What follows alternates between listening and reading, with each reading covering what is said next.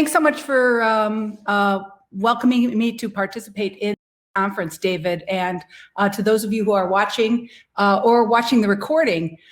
Today I'm going to be talking about adult learners as media makers, and specifically about the use of create-to-learn pedagogies in online learning.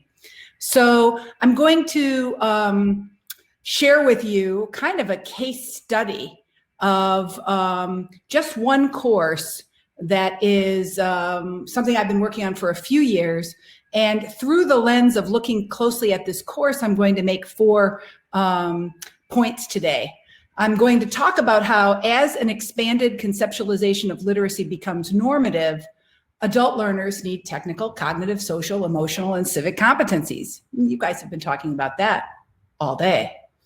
I'm going to make the argument that the process of discovering digital authorship involves choice, courage, risk-taking, and vulnerability. And when educators, adult learners, engage in that process, they gain a lot of confidence in the value of their creative and their technical competencies. And that's really important for online learning. The third point I'm going to make is the idea that creating digital media in the context of a learning activity involves a balance between creative freedom and creative control. And navigating that balance from the point of view of the instructor and the point of view of the learner is a key element to the success of the learning experience. And finally, I'm going to make the argument that by establishing connections between the classroom and the culture, by explicitly making it obvious how what we're doing in the Create to Learn pedagogy relates to the culture as a whole, learners recognize the value and the relevance of the learning experience.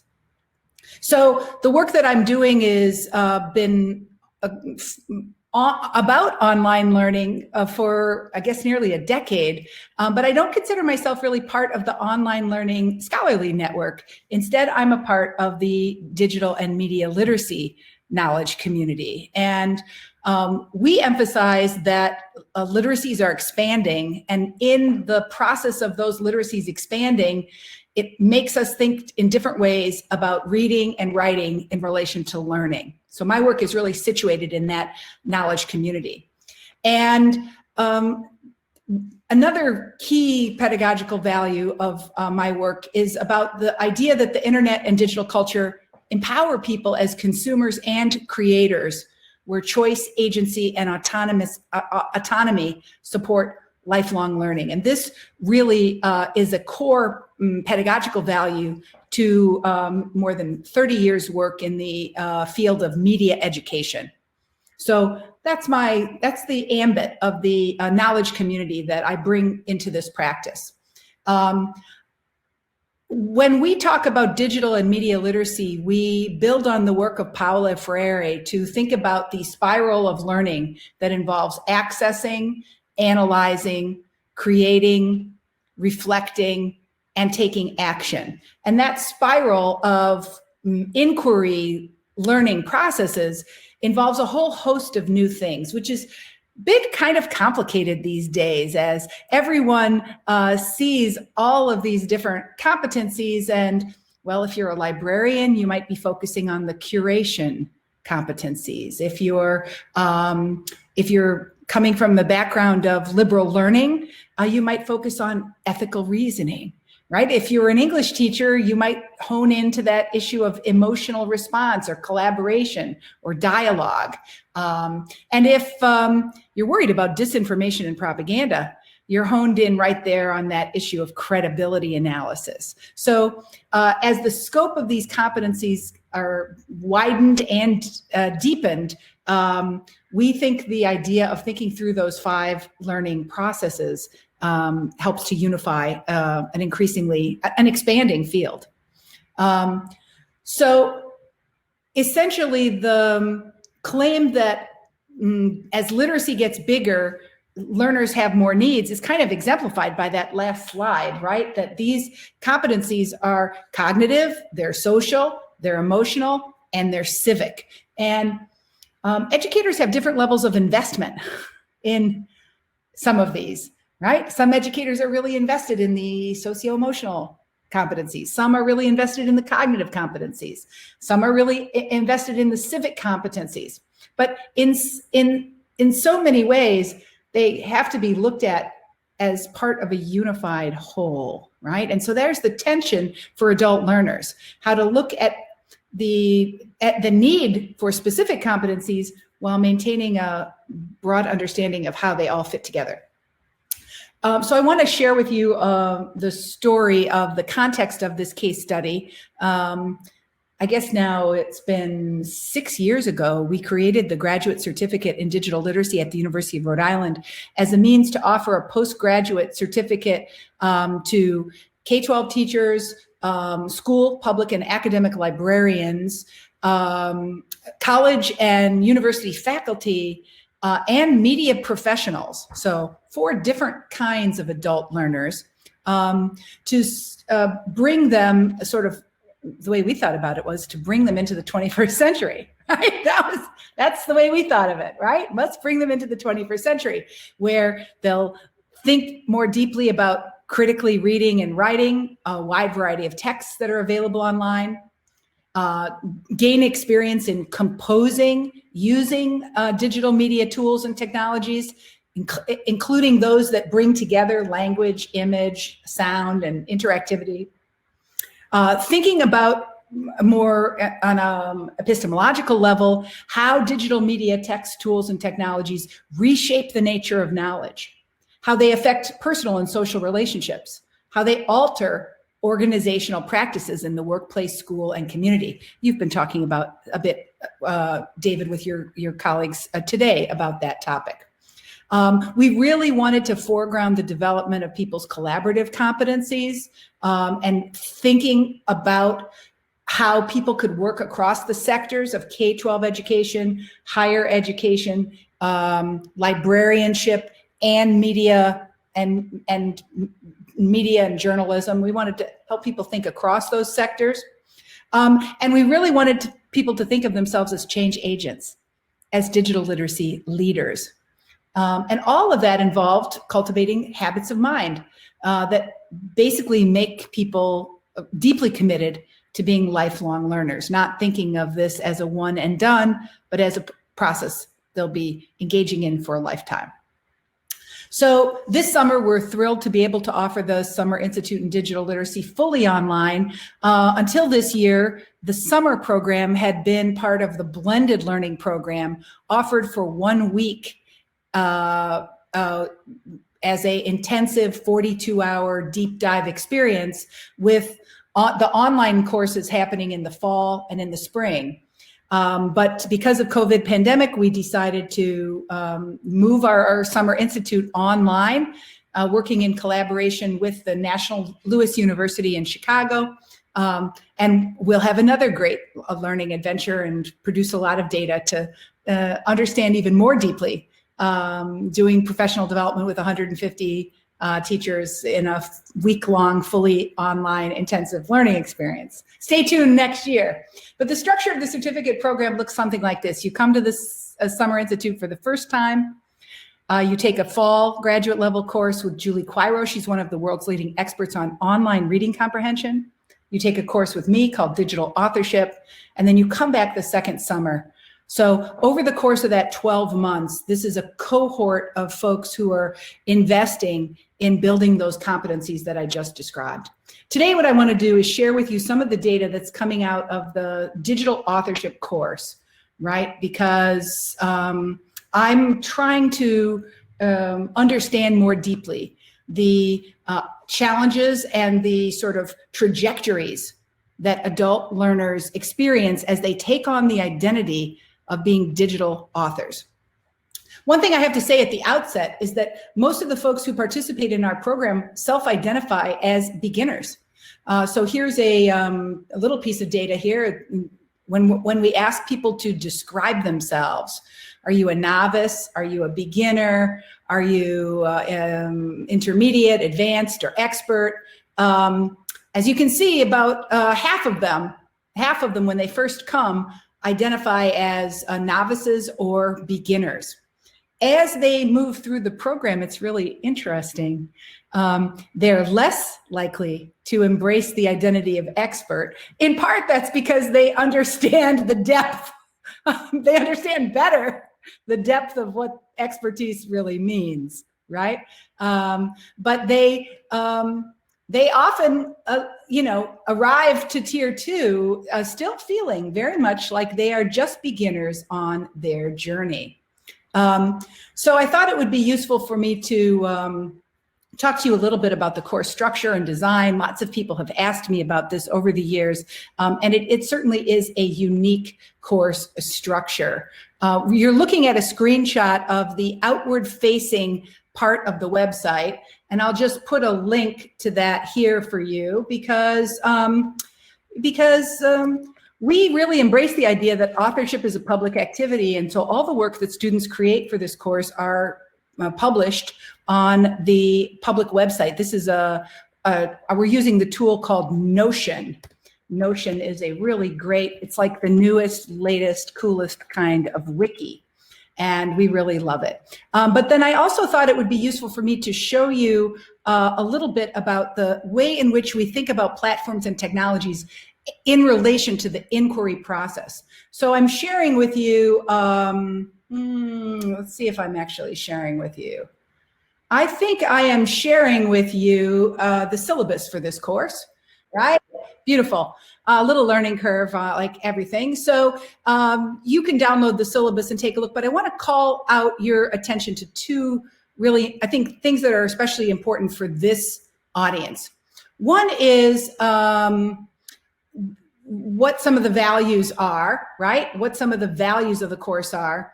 But the format relies on 4 foundational platforms. We use Pathwright as our learning management system, and that is our private walled garden where students engage in activities that are kind of part of the learning process. We use the Notion website space as our public-facing website where we post our creative assignments there. We also make pretty active use of Twitter, using the hashtag to participate in a larger knowledge community. And we also use Flipgrid as a form of video reflection. And so then we have asynchronous dialogues using that. But the other thing I wanted to call your attention to were these inquiry questions that guide the pedagogy of the course. You can see that there are 4 categories.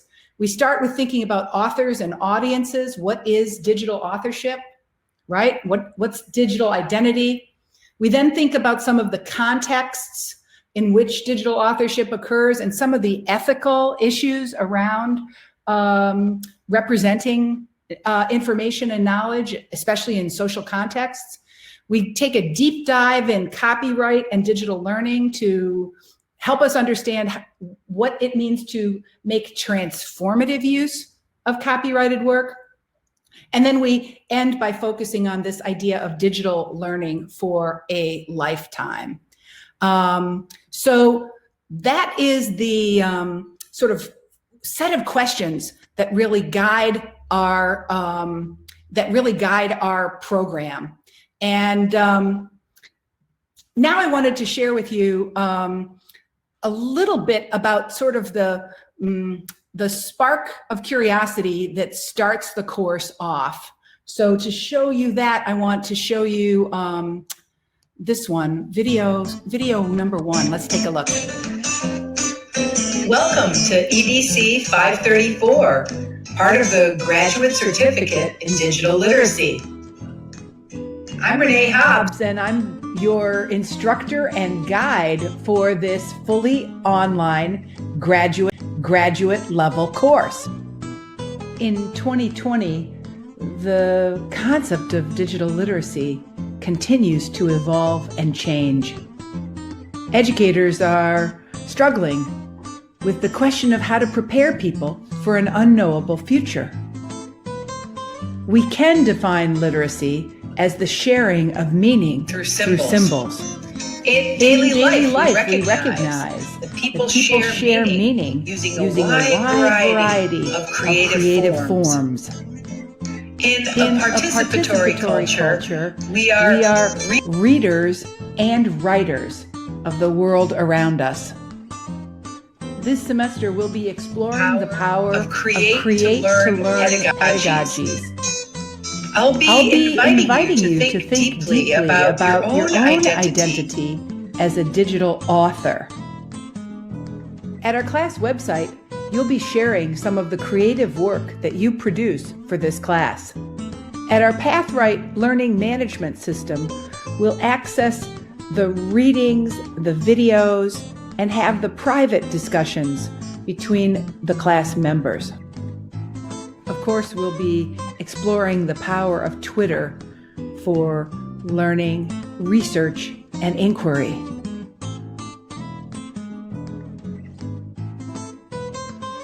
So you can get started this week by reading the syllabus, exploring the platforms we're using this semester, and asking questions.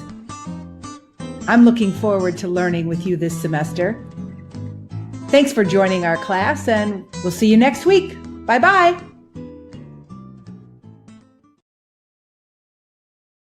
Idea of the way in which the course is really mostly an asynchronous learning experience. Only a couple of times during the semester do we ever meet using synchronous learning tools like Zoom. We engage in dialogue and we have conversations, but we do it at a time that is convenient to us.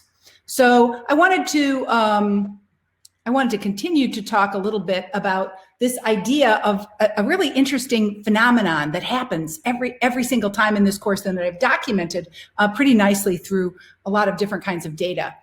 So as students discover their identities as digital authors, they deepen their appreciation for choice, courage, risk-taking, and vulnerability. And in confronting those complicated feelings, they gain confidence, and they gain confidence that affects both their creative and their technical competencies. And I think this is of high relevance to anybody who's working with adult learners.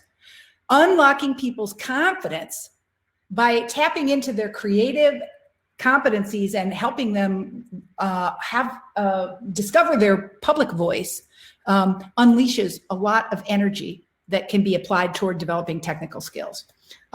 So routinely, I ask students to describe the other kinds of authorship experiences they've had.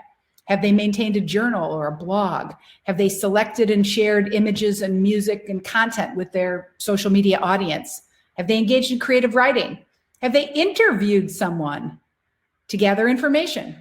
Have they given a speech using PowerPoint? Have they performed spoken word poetry? Have they participated in an online video chat? Have they streamed a video? Have they performed in a video? Have they taken photos that they intentionally designed to be beautiful?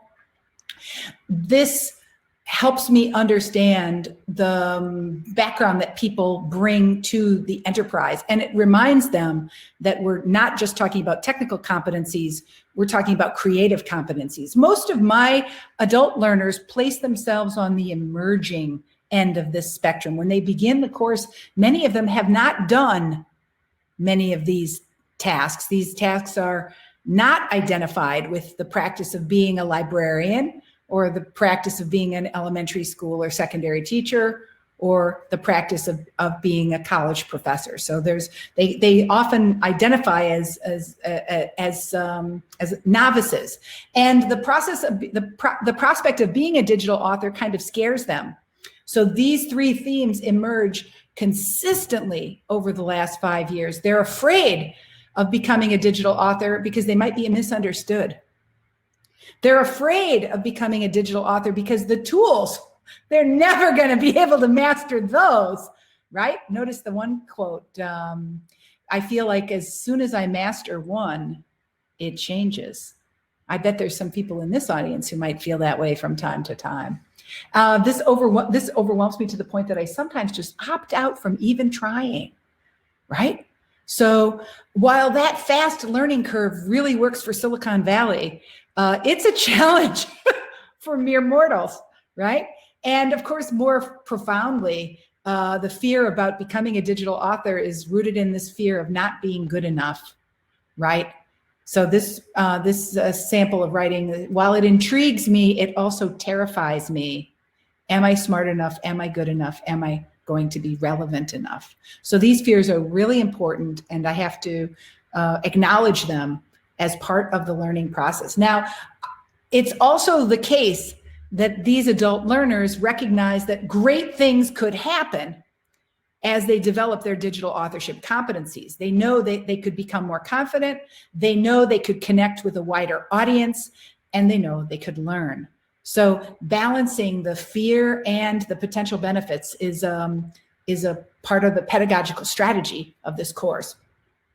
And that means that my job is to design or scaffold students through media production projects that give them just enough structure for them to gain new confidence and skills, and just enough freedom for them to feel deeply invested.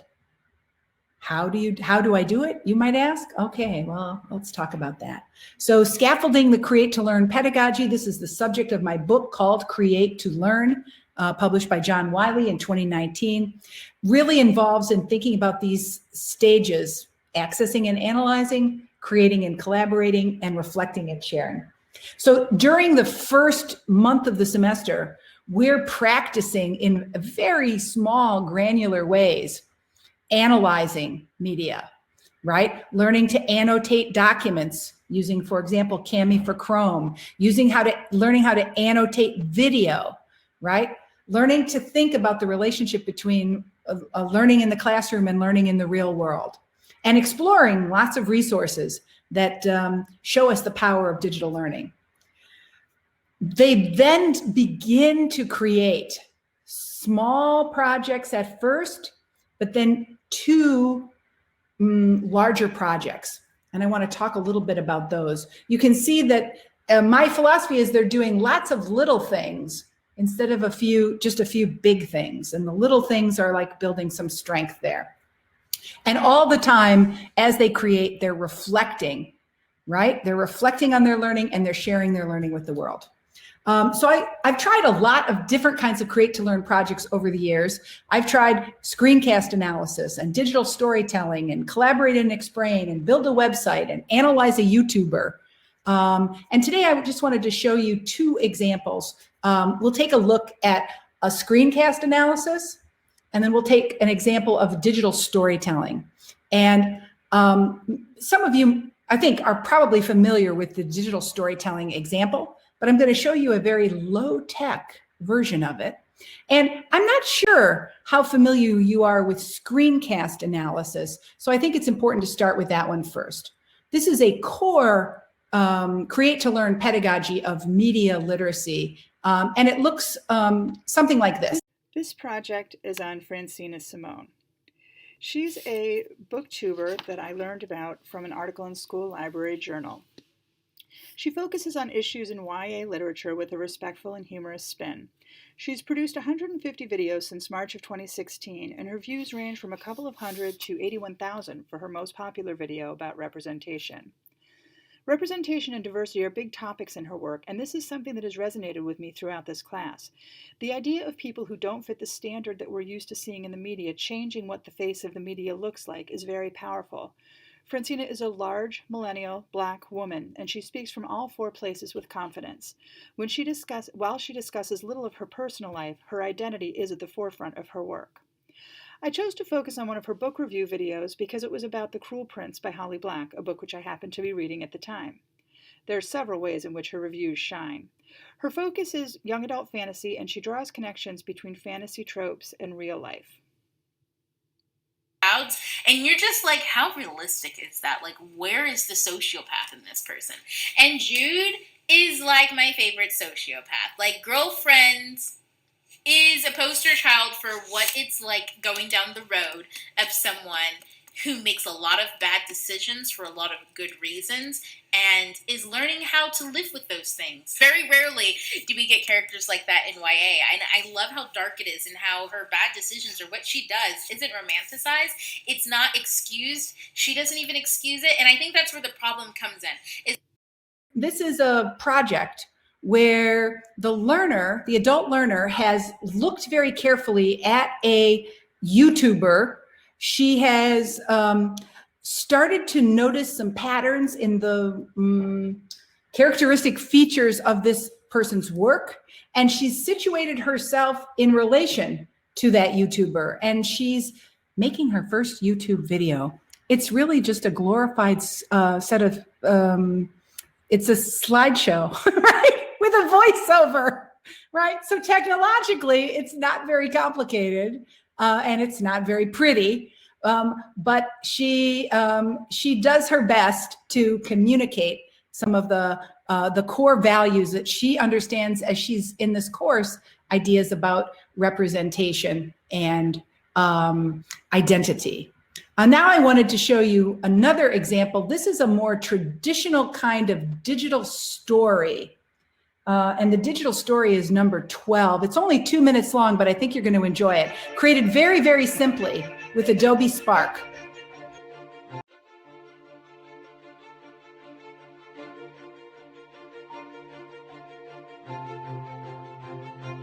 Turn handle down and push. That's what a hand-lettered sign reads on the door of the Rhode Island State House. It's the door that everyone goes through to enter this building, even the governor.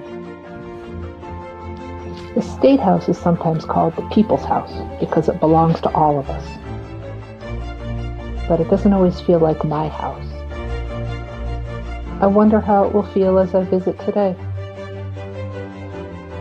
I put my shoulder to the ornately carved wooden door. It always sticks, and I guess that's why some exasperated security guard, tired of getting off his chair, posted that homemade sign.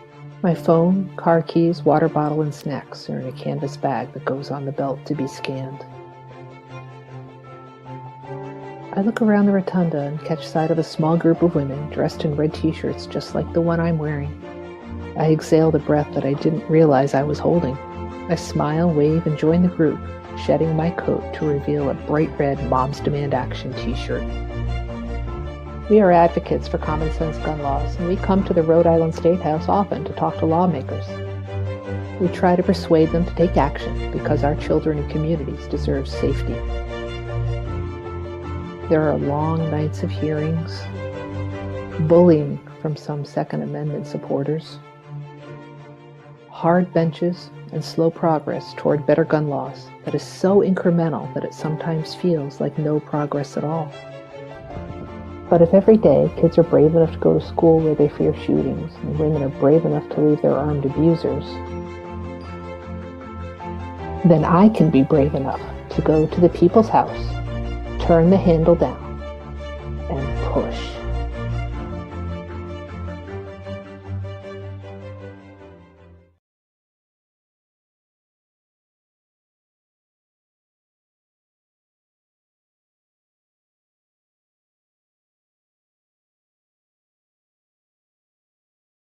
So here's one of these adult learners. She identifies as an anti-violence activist, and in a matter of a 2-minute video, using a powerful set of symbols, turn, handle, and push, she connects her work as an activist to the work of pushing the door open.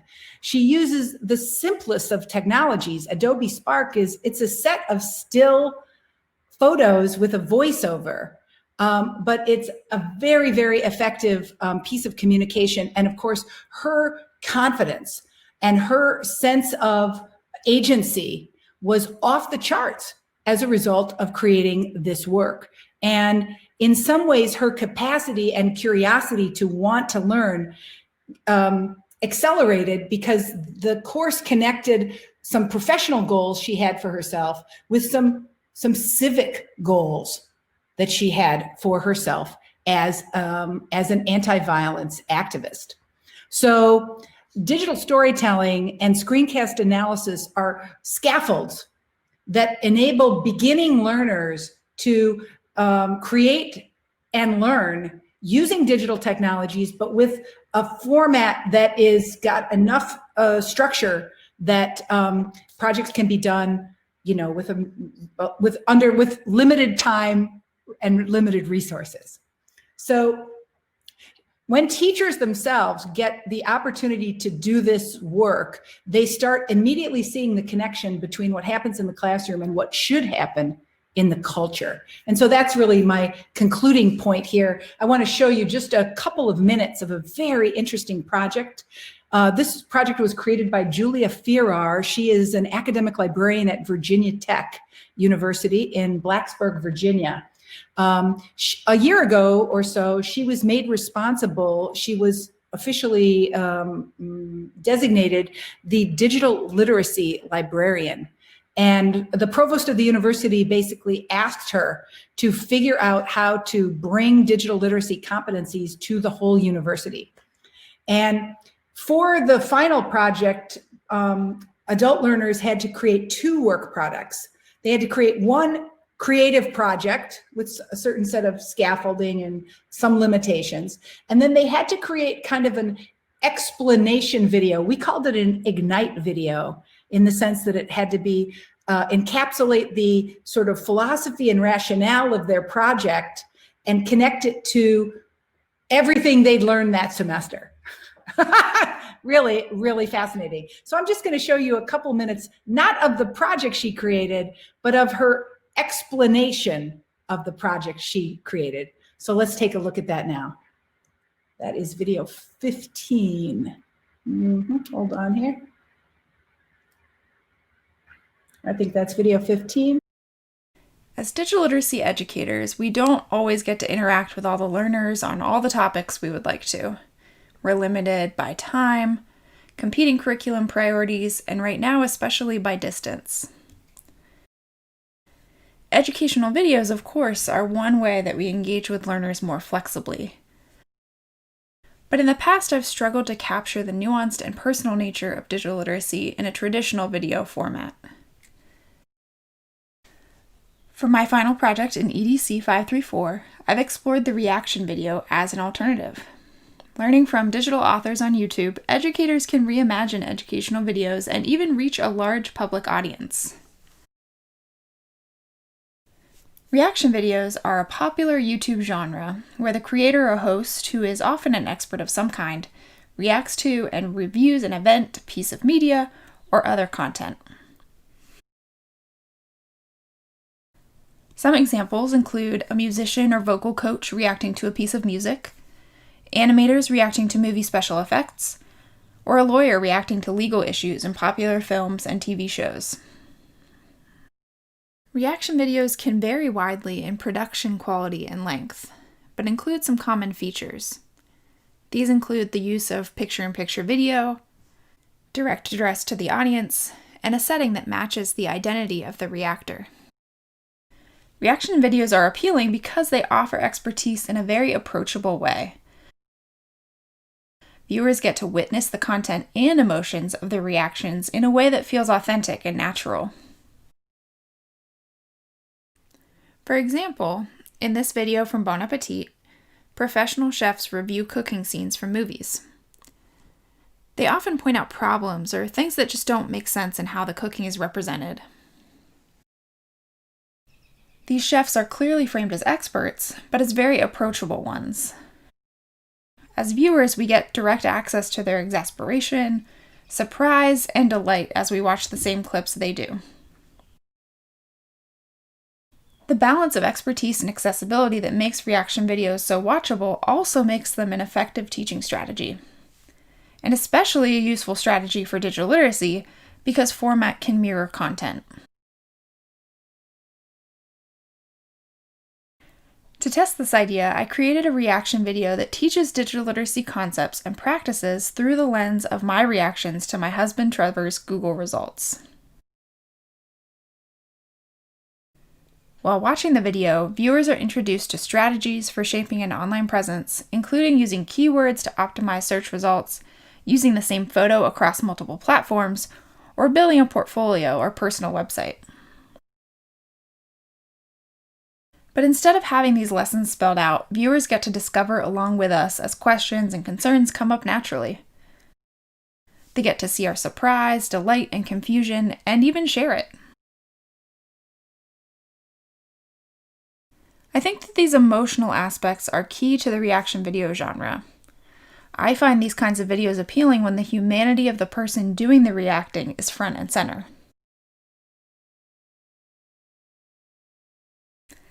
While editing, I often prioritized vulnerability and authenticity over perfection. I made sure to leave in a lot of laughter, silly moments, and even places where I stumbled over my own words. Similarly, I considered including a lot more pop-up annotations to reinforce the lessons in the video, but decided to resist that, at least this time, in favor of a less direct and more informal instruction. If viewers don't immediately start creating portfolios or updating profile pictures, that's okay with me. I'd rather that they think about their own goals and about how they show up online. Finally, I noticed that the editing process encouraged me to make additional decisions about privacy and my own online presence. In this way, my own creative process mirrored the learning I was hoping to spark. I think this speaks to a large appeal of experimenting with teaching through YouTube genres. It encourages us to walk the walk with digital literacy in a new way and expand our own digital authorship. Digital literacy is complex. Education is complex. And really, being a person is complex. Let's keep finding ways to explore all three together.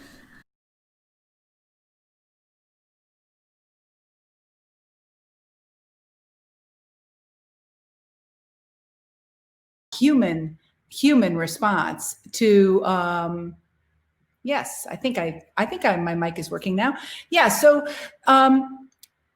Julia created a reaction video that demonstrated how to talk with someone, a patron, right? Her job as a librarian requires she interacts with patrons. She had to talk with a patron about his digital identity.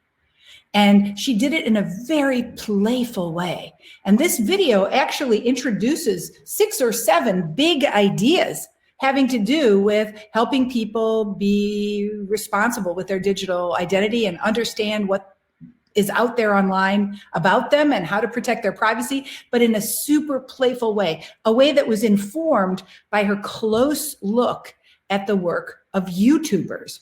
And so I feel like in some ways her openness to kind of think in an out of the box way about her learning objectives as an academic librarian, where her creativity was unleashed.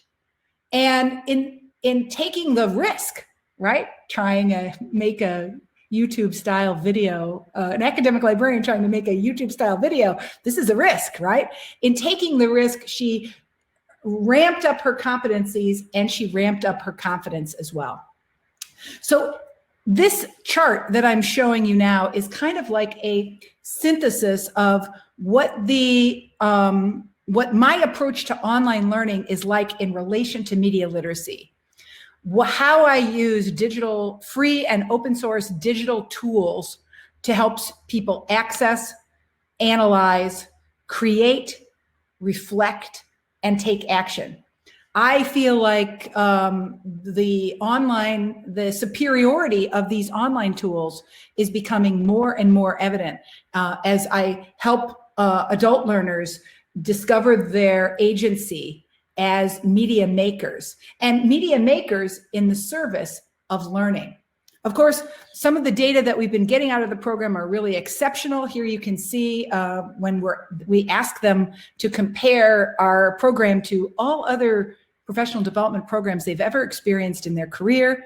80% of them rated a 9 or a 10.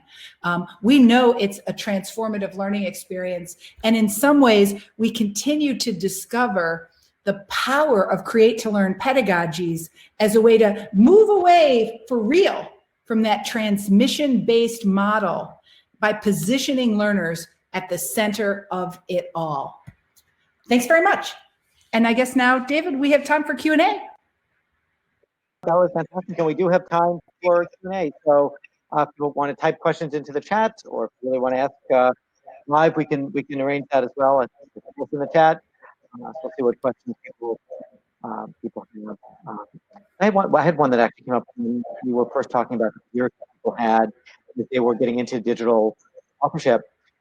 One thing that was not on the list I wondered might be was, I don't know if this came up, but do people have a fear of sort of feedback that they're going to get? Like in today's digital world, you post something and it somehow ends up getting feedback. Some is great, some is horrible, some is nonsense. Was that something that came up, and how do people feel about that? Yeah, this idea that their work could be misunderstood, right? That's the theme you're talking about. The risks involved in putting something out there in the world, knowing that somebody else might hate it, somebody else might think it's, superficial, trivial. Of course, since all of these are adult learners, most of them were between the ages of 30 and 50, right? They were aware that putting stuff on the open internet, putting their creative learning products on the open internet did offer a risk. And in some ways, I think the fact that they wrestled with that in their decision-making about what to create was a super evident. Often they would say things like, we keep talking to our middle school kids about don't do this, don't do that, don't do this online. He says, well, this is a better way to learn that. Yeah, sure. Than just standing on a soapbox and telling them what to do. Right. Or let them discover, let them think through what happens when your ideas are misunderstood. What happens when somebody misinterprets your work? And what are your obligations and social responsibilities as a communicator? Right. No, absolutely. Because it's not only the feedback, it's the potential mass amount of it that you're going to get, right? Like, so some people, it's hard enough to present in a class when you're younger and you're learning things like that, but then that the group is the class, so there are different social pressures of people that but here you just don't, things reach, high levels of interaction, unexpectedly, and all of a sudden you're getting, every kind of comment from everybody. And not all adult learners were comfortable with the required use of Twitter for my course. And that's something that many of us who teach with Twitter have wrestled with, right? Because Twitter can be a very scary place for beginners and for people who talk about topics that are controversial or relate to sensitive issues. So in the old days, I used to be kind of rigid about that because I really wanted them to discover the power of Twitter. But now I will accept a teacher who says, look, this is really way out of my comfort zone. And I want to respect that there are multiple ways to be a digital author. So I can't make Twitter required. Right. Yeah, no, Twitter was absolutely the forefront of my thoughts when I asked that question. That's really where I feel like I see the most, the highest level of insanity, I guess, is really the best way to put it. I don't know what else to say.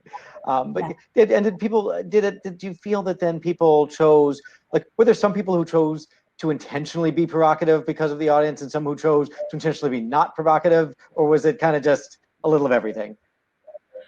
I think these are people who are leaders in different ways. And so that there's interesting ways in which people in their 50s, I think there's maybe some kind of developmental sequelae, right? People in their 50s, pretty confident and took more risks, which I thought was really interesting because my stereotype was these old ladies will not really feel very confident at all. They really won't be able to find their voice. They've never made anything really, they don't even write it in a journal.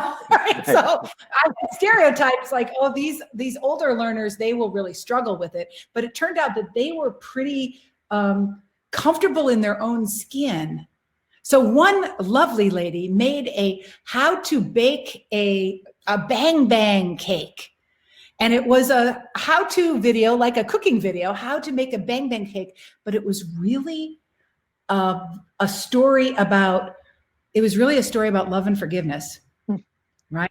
And it was really like a lesson to her own learners that when you make mistakes, the right way to respond is with love and forgiveness. It was a very beautiful piece that used the format of a cooking video to offer a big life lesson. And I don't think I haven't seen too many younger people do that. And I think maybe at each age, there are some issues about how comfortable we feel in our own identity and being able to be out there with it. No, that makes sense. And I see a comment from Elizabeth Barrett said she had high school students who were uncomfortable with LinkedIn assignments. So it really sort of depends on who you are and what you're comfortable with. And there's, maybe hard to draw generalizations, but it does feel like there are, Twitter certainly does come up as one where there's just sort of it seems like a higher likelihood if it gets visible that it's just, there's going to be some sort of piling on and you're going to end up dealing with a million comments back and forth. So yeah, I think one of the reasons why video turns out to be such a useful tool in that regard is that a high school student will understand a video assignment in relation to her experience watching YouTube videos. Right. And a college librarian will see her use of video in relation to the ambit of experiences she's had using YouTube. So it's video is a medium that offers a wide array of ways to put yourself out there in relation to your personal and professional identity. And I think some other platforms kind of force people to take on roles that they might not feel really comfortable with. Like I think high school students with LinkedIn. How comfortable can a high school student be representing themselves on a professional platform? I'm not sure. Whereas these students really did feel like, some of them felt like, I am not a YouTuber and this is not a comfortable world for me. But over the course of posting 2 or 3 YouTube videos, they began to see that it's a very flexible community with a lot of diverse authors. No, that makes sense. And did you have a sense? Do you have a sense of once people have sort of broken the barrier? They create something, they make it through the risks and they get it out there. Do you have a sense of like what percentage of people really embrace it and start to do more and more and more and do this versus people who did it once and felt like, God, that was really great, I enjoyed it, but I don't know if I'm going to do it again? Yeah, I am actually really interested in that as a research question, David. So it's so interesting that you bring that up because we've now had about 800 people through the program in the last 6 years, and we just have not had the staffing or the capacity to do a kind of retrospective of that whole group. And I guess based on my, I try to keep up with my former students. My guess would be probably only about 30% continue with it. It goes back to the slide that your colleague in a previous session talked about. You can master the skills, but then will you transfer them to your new environment? Well, that depends on a lot of factors. And I think maybe 30% seem to have found a way to make that transfer into their professional life after the program is completed. Okay. Interesting. It'll be interesting to see if that changes over time as self-created media becomes, I mean, it's not that it isn't widely accepted now, but there still are generations where that wasn't how you grew up, right? I mean, that wasn't how I grew up. You didn't grow up creating videos. I remember when we got to create videos when I was a kid, we got to create these stop action videos with this camera that was a cable release, and you would put blocks together and you'd move the blocks and you'd click again and put together. But that was like a really high-end school project that you were really lucky to do. That wasn't something that everybody could do with their phone. And so it's a different society too. It's making me feel really happy. You had a media literacy experience in your childhood. This is awesome. I had a very good school. It's actually part of my next talk after yours, but I had a very good school and we had opportunities that, were really, really lucky. It was project-based. We had, just a set of teachers who were focused on putting you in creative situations. But it was a very rare experience. And I don't think that that's what most people got at that time, certainly. But now it seems different. Like I have 2 young nieces who are, 12 and 14 now. I mean, they've been putting together beautiful PowerPoints for like years now, right? Like since they were 8 years old. Yeah, I mean, they've grown up in a very different way, than we did. And you think that maybe over time people grow up with video as being, almost just an everyday part of the world that you create, not something you just watch on TV, but something that you can create. And you might see that 30% then I would think go up over time. Yeah, one of the most fascinating, simple outcomes that happens usually within the first 3 weeks is, especially those educators who are working in K-12 or in higher education, they immediately start to realize, oh, So some of the student work products that they thought were so all that were just created with a template, very simply. And their whole sense of like and they were fooled before that, right? They were like, oh, this is so magnificent, because they were looking at the features of the format. And once they start to use some of those tools themselves and they realize, oh, that's the template doing all the work, right? Then their ideas about assessing student learning just completely change. And I feel like that's a place where if we're going to move to real project-based learning in the context of online learning, then we've got to get a lot crisper about issues of assessment and help teachers understand how to assess the creative processes at work, not just the product itself. Right. No, absolutely. And is that something you've been able to think about a little bit? How you have experience in the field, so you can analyze that, of course, better than somebody less experienced could. But are there things you can suggest to people who want to get into this a little bit and start asking more of the students how they can better evaluate if they're they don't have the background that you have? Yeah, our team at the Media Education Lab has tried 8 ways to Sunday to evaluate student videos for evidence of learning. And anybody who thinks they can do that, I want you to be suspicious of, David. Yeah. Because it's really hard. You cannot evaluate the quality of the learning from the product itself. But when you have the product and you have some reflective writing and you have the architecture of the process, so you can see a draft, you can see a meeting, you've got artifacts that show the process as a whole, which happens in the online space better than in the face-to-face space, because students there's a trail for everything. Right. When you take all that data together, I think someday we will be able to metric out quality. But right now, I feel like it's all in the process. I happened to show you 2 really, or 3 really nice videos, right? But I had less nice videos where the students learned just as much.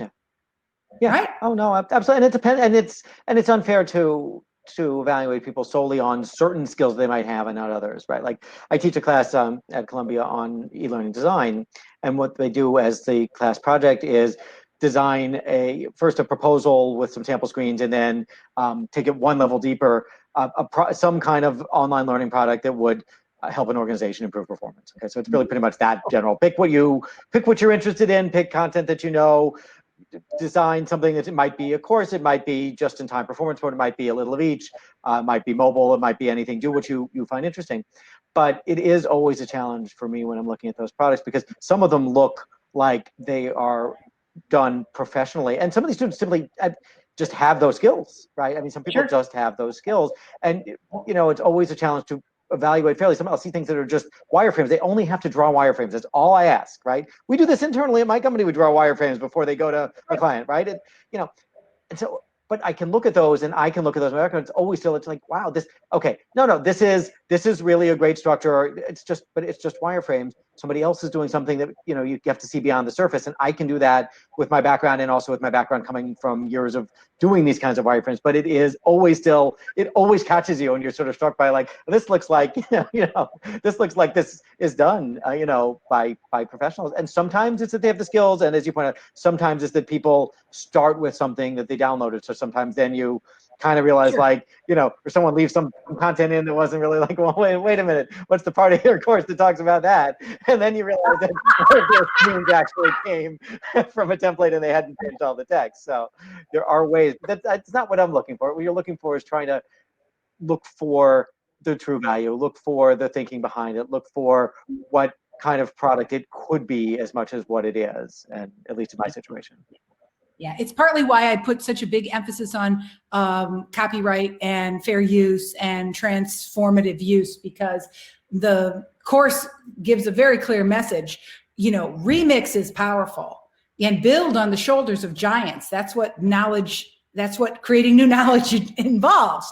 But be aware of what value are you adding, right? And make sure you're thinking about your own rights as a creator as well as a consumer of media. And I think some of those lessons continue on even if they choose not to participate in being a media creator.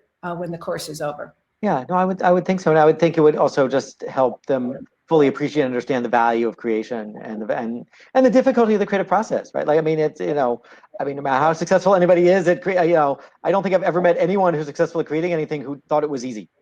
Right. It's not once. Yeah.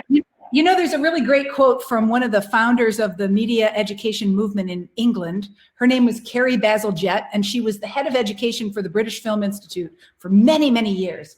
And she used to say that when people learned to critically analyze and create media, it made them have higher expectations of all media. And so I think that's a really important idea for thinking about the kind of potential long-term impact of this work, and the way in which we don't want to draw the picture of what the outcomes are for this too narrowly. Because if it's true that your expectations for all media might be transformed by having the experience of being a media creator, that's actually good for the whole society, right? Yes, absolutely. That transcends an individual learning outcome. Yes. Yeah, no question. No, it's good for society, and it's good for society for people to understand, how complex the processes are, and for people to be able to look beyond the surface. And that's another critical thing, right? Like, it's so, it's so easy to be swayed by the surface, and that's important, the surfaces, but it's not all there is. And you really want to be able to look beyond it and understand what the, as we were saying before, what the true value is. And that helps you with anything, right? That helps you in critically thinking and reviewing, thinking about and reviewing anything that you see, particularly in the media, and particularly today, where you see things with high-end production values that are, not useful. You see high-end production value things that are dangerous, and we see all of these things. Right. Yeah, exactly right. So, fantastic. And then a couple comments before we wrap up. Elizabeth Barber has commented that the digital learners, the younger generation, are adaptable to technology because they've grown up with it, and also because technology has improved, which I think we'd absolutely agree with. I mean, you simply just couldn't do these things, even had you grown up with it. The tools weren't there for you to produce it yourself. Yeah, I've been actually really fascinated by that, because I teach both at the graduate level and at the undergraduate level.